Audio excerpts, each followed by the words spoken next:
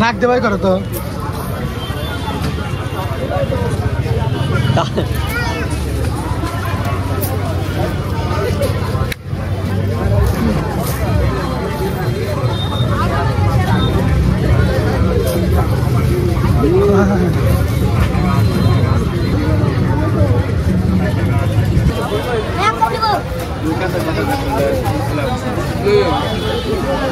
এই বসাও তো একটা খাও ছোট ভাই।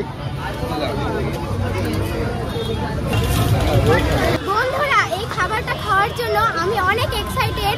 এখন এই খাবারটা আমি আর সুজন ভাইয়া খাবো।